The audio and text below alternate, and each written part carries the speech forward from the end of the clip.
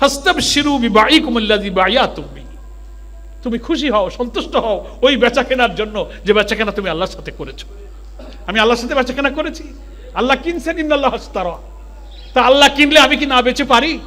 যার মাল সেই তো নিয়ে যাচ্ছেন। তুমি খুশি হয়ে যাও, জান্নাতের জন্য তুমি মাল বিক্রি করতে পেরেছো, আলহামদুলিল্লাহ।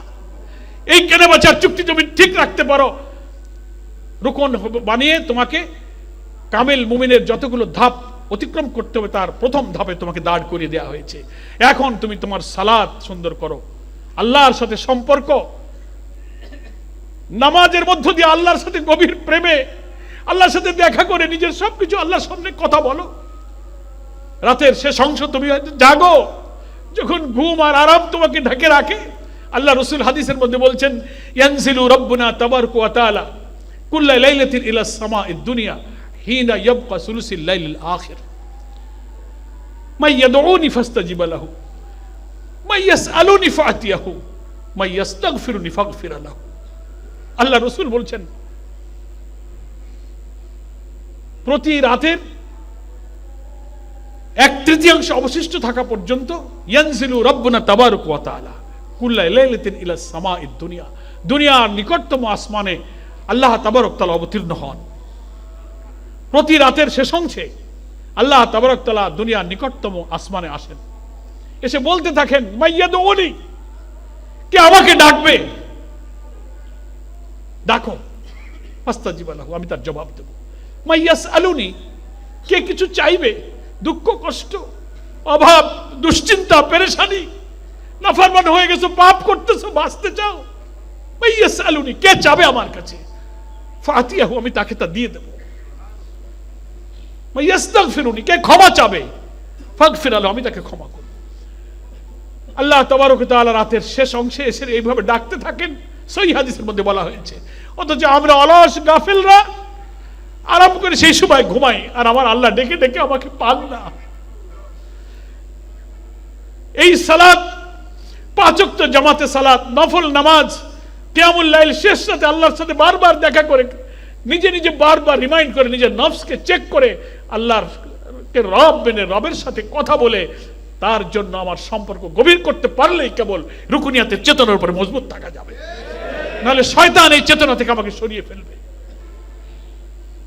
এই জন্য যেদিন আমি প্রার্থী হয়ে রুকুনিয়াতের শপথ আপনারা পড়েছিলাম, সেই সময় বলেছিলাম যে আমার সবকিছুর উপরে আমি সংগঠনকে জীবনের লক্ষ্য বানালাম, এটি আমার জীবনের উদ্দেশ্য। বলেছি কিনা বলেন? কিন্তু জীবনের লক্ষ্য 1 নম্বর হবে আমার দ্বীন প্রতিষ্ঠার উদ্দেশ্য। আল্লাহ বলেছেন যে দ্বীনের পথে কাজ করার সিদ্ধান্ত যারাই গ্রহণ করবে আমি তাদেরকে পরীক্ষা করব। কি বলেননি? ওয়ালা নাবলুয়ান্নাকুম, মনে আছে তো? আহাসিবান নাসু আইয়ুতরাকু, আয়াতগুলো সব পড়ছি না, সময় কম। আম হাসিবতুম আন তাদখুলুল জান্নাহ, এসব আয়াতে ডেকে ডেকে বলছেন যে আমি তোমাদের পরীক্ষা করব। যেই পরীক্ষা শুরু হয়, শপথ নিয়েছি তো, শপথ নিলেই তো আল্লাহ চেনে কারে কারে টেস্ট করে, এই শপথের মধ্যে ভেজাল আছে কিনা। ভেজাল দেখার জন্য আল্লাহ আবার পরীক্ষা শুরু করে। এই পুলিশ দাবড়ায়, চাকরি যায়, সাসপেন্ড হয়, ইনক্রিমেন্ট হেল্ড আপ হয়ে যায়, অভাব, দুবেলা খাওয়া হয় না, চাকরি চলে গেল, অসুখ বিসুখ, আন্দোলনের জন্য লোকেরা শত্রুতা করে। তখন ওই পরীক্ষার্থী মনে করে, আল্লাহ আমি তো শপথের পর বুঝেছিলাম ইমানের পথে চলতে গেলে এসব পরীক্ষা আসবে, তুমি আমাকে পরীক্ষা করছো।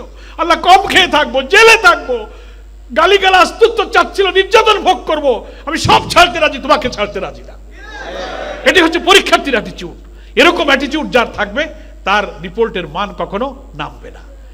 আর যে বিপদে আপদে পরীক্ষায় পরীক্ষা মনে না করে ওটাকে অজুহাত বানাবে, তার মান নেমে যাবে। এয়ানাত আনতে গেলে, রিপোর্ট বই চেক করতে গেলে, বাড়ির দায়িত্বশীল গেলে, ও আপনি এখন এয়ানাত চাইতে আইছেন, এই বিপদের দিনে দেখেননি আমার কি ব্যবসায় লোকসান টোকসান গেল, অভাব অনটন খোঁজখবর নেননি, 2 বেলা 3 বেলা খাইতে পারি না, আপনি এখন এয়ানাত চান? এয়ানাত পরে দেবো, আগে বেঁচে থাকি। এই কথা বলাটার অর্থ কি দাঁড়ালো? তিনি পরীক্ষাকে পরীক্ষা মনে করেননি, পরীক্ষাকে অজুহাত মনে করেছেন, পরীক্ষাকে অজুহাত বানিয়েছেন। এই জন্য 2টা কারণের রুকুনদের মান নামে। কয়টা কারণ? একটা হচ্ছে যে সংগঠনকে যখন জীবনের 1 নম্বর ওয়াদা করেছিল, রুকুন হওয়ার পরে ওইটা ভুলে গিয়ে বাড়ি গাড়ি ছেলে ব্যবসা 1 নম্বর হয়, সংগঠন থাকে কিন্তু 4-5 নম্বর সিরিয়াল নিচে নেমে যায়, তখন তার মান নামে। আর পরীক্ষা যখন শুরু হয়, পরীক্ষাকে পরীক্ষা মনে না করে ওটাকে অজুহাত বানায়, তখন তার রিপোর্টের মান নামতে থাকে। আমরা কি এই পরীক্ষায় উত্তীর্ণ হতে রাজি আছি না? আমরা জেনে ফেললাম যে কেন মান নামে, ওখানে সাবধান। কোটি কোটি মানুষের মধ্যে থেকে বাছাই করে আপনাকে নিয়ে আসা হয়েছে। আল্লাহর বাছাইতে আপনি টিকেছেন, কেন এখন ছাঁটাই হয়ে যাব? এখন কি ছাঁটাই হব? ছাঁটাই হতে পারি না। এখানে টিকে থাকতে গেলে তাই আমার রবের সাথে আমার সম্পর্ক বাড়াতে হবে। নামাজের মাধ্যমে আল্লাহকে পাওয়া যায়, কোরআনের সাথে সম্পর্ক, কোরআন অর্থসহ পড়বো, তেলাওয়াত করব, মুখস্থ করব, চর্চা করব, নফল নামাজ, নফল ইবাদত, নফল রোজা, সকল কাজে দোয়া, জিকির, ইবাদত, তাসবিহ, গোপনে নেকির কাজ, আল্লাহর পথে অর্থদান, এগুলো করেই শুধু রবের সাথে তার মহব্বতটা বাড়ানো যায়। কেউ জানবে না, যার খুশি চাই আমি, যাকে দেখাতে চাই তাকেই দেখে আমি সব ইবাদত করব। এই প্রেম, এই ইখলাস যদি আমি জাগাতে পারি, তো শয়তান আর নফস আমাকে রুকুনিয়াতের মান থেকে নামাতে পারবে না। মনে থাকবে কথা, আমি আর বাড়াতে চাই না। এই রুকুনিয়াত হচ্ছে এক অমূল্য সম্পদ। আলহামদুলিল্লাহ, কত মানুষ, এই কোটি কোটি মানুষ এই অনাচার পাপাচার থেকে বাঁচাই হয়ে পরিচ্ছন্ন জীবন গঠনের এই রাস্তাটা পায় নাই। আল্লাহ আমাদেরকে মিলাই দিয়েছেন। অধ্যাপক গোলাম আজম সাহেব বলেছিলেন একদিন, আমি সেখানে উপস্থিত ছিলাম, যে আমি যদি দেখি মানুষ তৈরি করার, দিন কায়েম করার এর চেয়ে পরিচ্ছন্ন কোনো জামাত, কোনো সালে জামাত আমি যদি পাই, আমি সেই জামাতে যোগ দেব। কিন্তু জামাত ইসলামীর মধ্যে এখনো এর চেয়ে উত্তম কোনো সালে জামাত আমার চোখে পড়ছে না। উনি বলেছিলেন যে জামাত ইসলামী আমার করতে হবে, জরুরি নয়, আমি জামাত করতে আসি নাই, আমি আল্লাহকে খুশি করতে এসেছি। যেহেতু একটা দিনে জামাত প্রয়োজন, অপেক্ষাকৃত জামাতের চেয়ে আর কোনো সহি জামাত এখনো আমার কাছে আসে নাই। এটা একটা সালেহ জামাত। ততক্ষণ আমি এখানে আছি আমার নিজের জীবন গঠনের জন্য, নাকি বলেন? তাই আমরা যতক্ষণ আর কোনো সালেহ জামাত পাচ্ছি না, এই জামাতে থেকেই আমার জীবনটাকে গড়তে হবে, আমাকে মুসলিম হয়ে কবরে যেতে হবে। তাই আসুন, আল্লাহ তাআলা কোরআনে বলেছেন, মানুষের মৌতের সময় যখন হয়ে যাবে, মৃত্যুর ফেরেশতারা এসে যদি আপনাকে আমাকে পবিত্র পায়, আল্লাযিনা তাতাওয়াফাহুমুল মালাইকাতু তাইয়্যিবিন ইয়াকুলুনা সালামুন আলাইকুম উদখুলুল জান্নাহ বিমা কুনতুম তা'মালুন।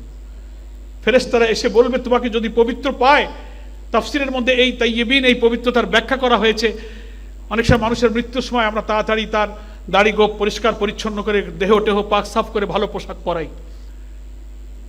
তাফসীরের মধ্যে এই তাইয়্যিবিন বলতে শুধু এই পোশাক আর দেহের পবিত্রতা বোঝানো হয়নি, চিন্তার পবিত্রতা, আখলাকের পবিত্রতা, ইখলাসের পবিত্রতা, শিরক নাফরমানি থেকে জীবনকে পবিত্র করা, এটি হচ্ছে তাইয়্যিবিন। মৌতের সময় আল্লাহ তাআলা বলছেন, মৃত্যুর ফেরেশতারা অনেকে আসবে। এখানে আল মালাইকা বলা হয়েছে, ফেরেশতা মণ্ডলী থাকবে জান কবজের সময়, ফেরেশতা একটা টিম থাকবে। তারা এসে যখন কোনো মানুষের জীবনকে এরকম তাইয়্যিব পাবে, কিরকম? ওই যে শপথে বলেছেন, ও মাহইয়া ওয়া মামাত, গোটা জীবন এবং মরণ আমি তোমার জন্য পরিচ্ছন্ন করে দেব। এইভাবে যখন আমি থাকবো, তখন আল্লাহ বলছেন ফেরেশতারা এসে তাকে আল্লাহর তরফ থেকে সালাম জানাবে। ইয়াকুলুনা সালামুন আলাইকুম, তারা বলবে তোমার প্রতি শান্তি বর্ষিত হোক। আলহামদুলিল্লাহ, মৌতের সময় আল্লাহর তরফ থেকে সালাম পাওয়া কত বড় সৌভাগ্যের ব্যাপার। সাকরাতুল মৌত হইতে থাকবে, তখন যদি ফেরেশতারা এসে আমাকে বলে সালামুন আলাইকুম, তোমার জন্য আল্লাহর তরফ থেকে শান্তি বর্ষিত হোক, উদখুলুল জান্নাহ, এখনই তুমি জান্নাতে প্রবেশ করো, বিমা কুনতুম তা'মালুন, যে আমল তুমি করে এসেছো। এই আয়াত যখন আমি পড়ি, তখন আমার ওই আয়াতের কথা মনে পড়ে যে আল্লাহ বলেছিলেন, তুমি যদি আমার জানমালটা আমার কাছে পুরোপুরি বেঁচে দিতে পারো, বিআন্না লাহুমুল জান্নাহ, তাহলে জান্নাত আমি তোমাকে দান করবো।